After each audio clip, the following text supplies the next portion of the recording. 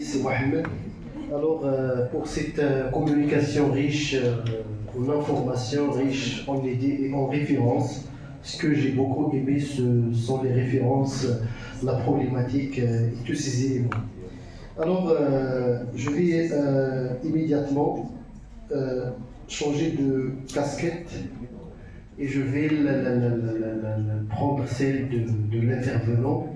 Je vais moi-même intervenir à propos du sujet de la littérarité, mais cette fois-ci en matière de critique littéraire. Alors moi aussi j'ai 15 minutes, comme les autres. Ma communication, je l'ai intitulée La critique littéraire comme expérience d'écriture. Je voudrais notamment interroger la valeur de la littérature et ipso facto celle de la critique littéraire. Je rappelle que la notion de critique littéraire est une notion qu'on ne peut pas définir difficilement. À chaque fois, il y a une nouvelle définition, à chaque fois, il y a une nouvelle théorie. Mais le point commun entre toutes ces choses, c'est que la plupart des théoriciens et des écrivains réduisent la critique à un savoir objectif. C'est un savoir objectif sur la littérature et les œuvres. Et par conséquent, ils réduisent la critique à une paralittérature, c'est-à-dire qui n'a pas de style. À chaque fois qu'on présente, à titre d'exemple, un critique littéraire, on ne le présente pas en tant qu'écrivain, mais tout simplement en tant qu'un serviteur passif de la littérature. Or, la critique littéraire possède son propre style. Il s'agit d'une activité polygraphique comme ouverture de l'espace littéraire. Je rappelle que la polygraphie invite à dépasser les catégorisations génériques, étanches et les hiérarchies pour mettre en valeur la diversité elle-même et la circulation des idées. C'est-à-dire que la critique est avant tout une expérience d'écriture qui dépasse les genres littéraires.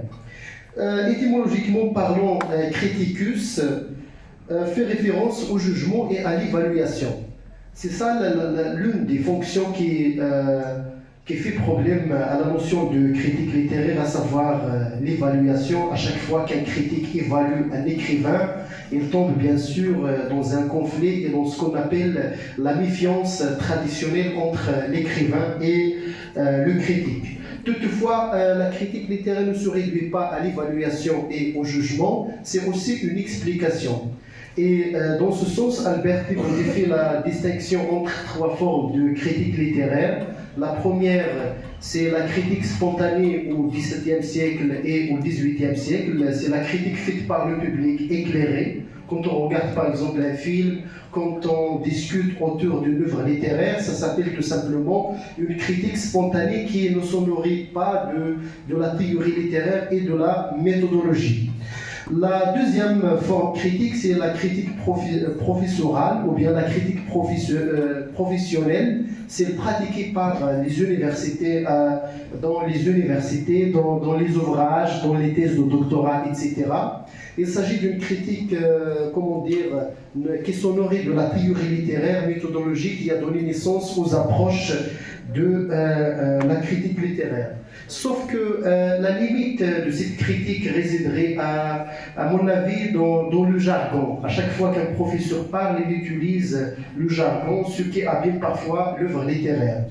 Et la dernière critique élaborée par Albert Thibaudy, c'est la critique des écrivains. C'est pratiquée par exemple par Denis Diderot au XVIIIe siècle, et aussi Milan Kundera, et au Maroc, Abdelkbir Khatibi, ou encore Abdelfatah Kelleto.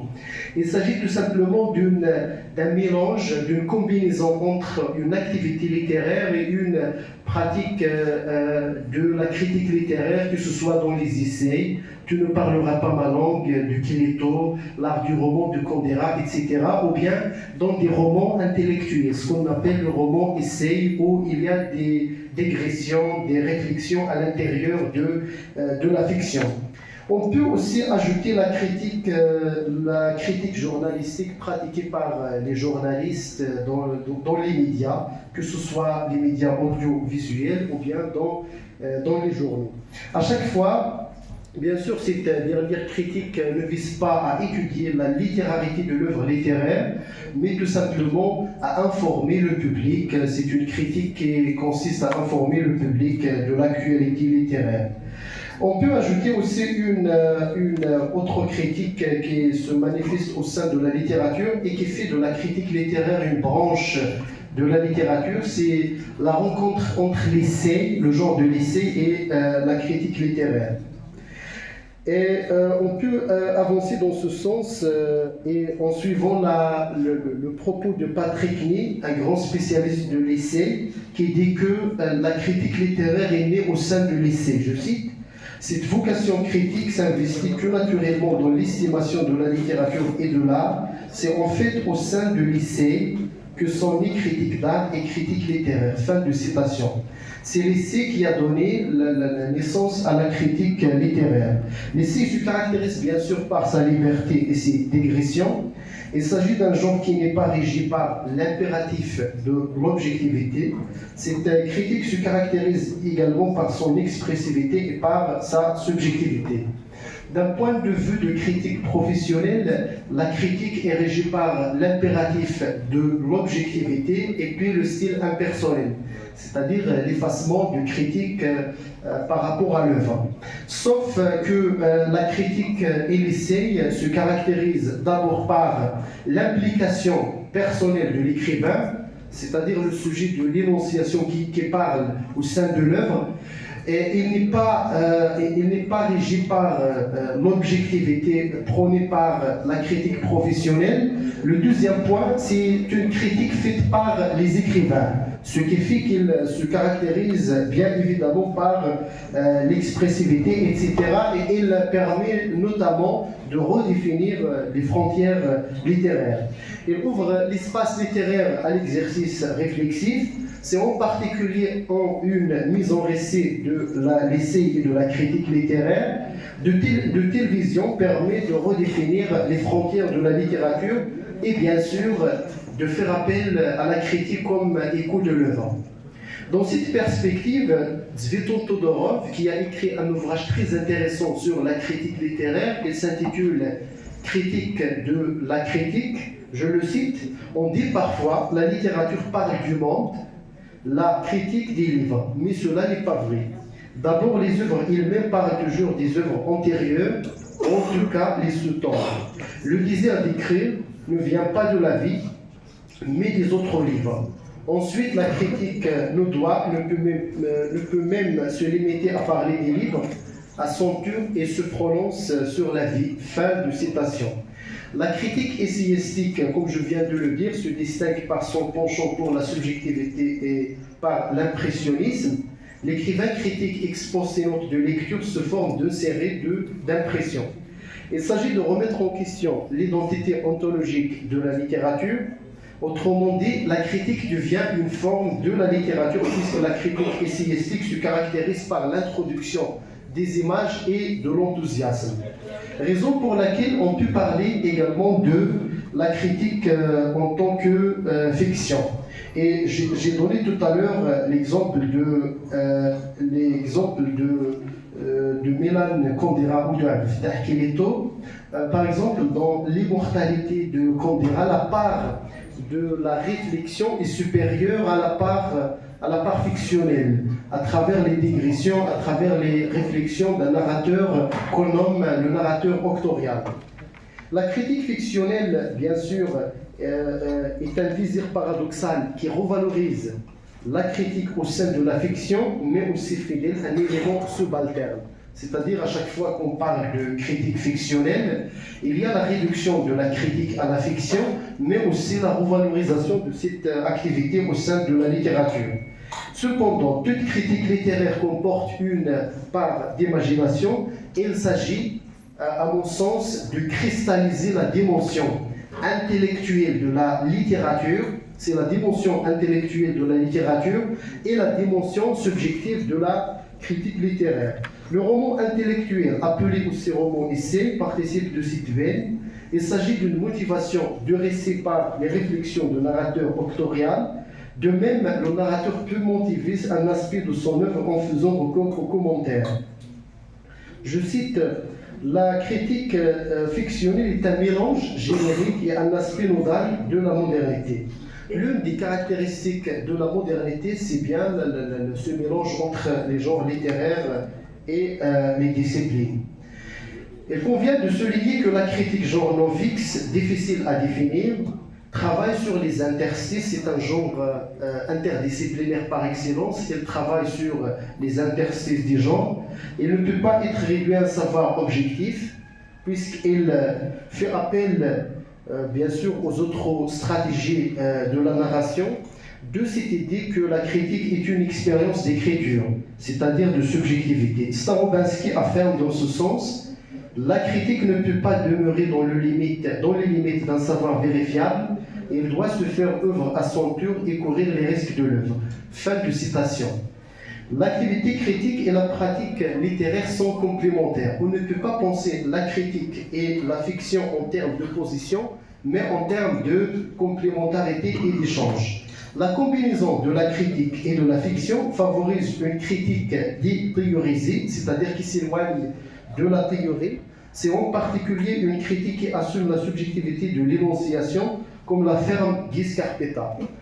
Je cite, une possibilité de dire je, de ne pas confondre sa pensée ou son énonciation dans un système impersonnel objectif, pas de dissertation homogène, pesante, massive, pas d'une progression linéaire et logique vers une thèse, mais un discours dispersé, délibérément éclaté, lacunaire, parfois allusif. Fin de citation.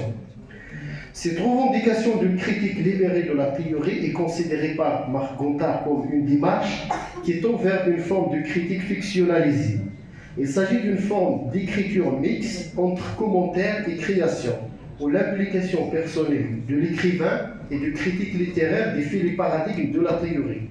Cette critique met l'accent sur la pluralité des sens et renouvelle les pratiques littéraires, ce qui favorise de nouvelles esthétiques. La critique d'un écrivain se caractérise souvent par sa puissance expressive. Cette caractéristique permet de colmater le manque de théorie chez l'écrivain lorsqu'il interroge la littérature. En revanche, la critique professionnelle est nourrie de théorie et offre aux œuvres étudiées une certaine consécration. Toutefois, son jargon peut constituer une limite. La critique en tant qu'acte artistique est une manière de revoir la définition qui met l'accent sur le côté techniciste et mécaniciste de la critique au profit d'une écriture à part entière. L'écriture est portée par un souffle, une créativité. Il convient de noter que les tendances critiques d'opinion structuraliste omettent les références au profit de la structure. Pour conclure, je dirais que la critique en tant qu'expérience d'écriture est d'abord un dépassement des genres littéraires. C'est aussi l'intégration de la critique littéraire au sein de la fiction. C'est une remise en question de la hiérarchie entre les genres littéraires, parce qu'on considère que la critique littéraire n'est pas un genre littéraire, puisqu'elle s'honorait de la créativité des autres. La deuxième chose, la critique au sein de la fiction permet de créer de nouvelles esthétiques littéraires, à savoir une esthétique où il y a le mélange entre la subjectivité et l'objectivité, la digression de l'écrivain, de narrateur au sein d'un roman, peut bien sûr transformer la littérature comme un acte de pensée. Le deuxième point, c'est que la critique en tant qu'acte d'écriture nous permet également de changer notre perception de la lecture. N'oublions pas que le critique littéraire est avant tout un professionnel de la lecture. C'est quelqu'un qui réalise un pont, qui élabore un pont entre l'œuvre et le lecteur. Et aussi le voisinage de la critique littéraire avec l'essai permet de réinventer et d'avoir une nouvelle acception de la littérature. En d'autres mots, l'essai critique cristallise l'aspect palimpsestique de la critique. On peut parler d'une critique artiste établie déjà par Albert Thibaudy, qui ouvre l'espace littéraire à de nouvelles stratégies littéraires, mélange générique entre autres. Sachant que la critique en tant qu'expérience d'écriture est une esthétique postmoderne qui mélange les genres et qui est le résultat d'une crise de la littérature et de la littérarité en particulier. Merci à vous.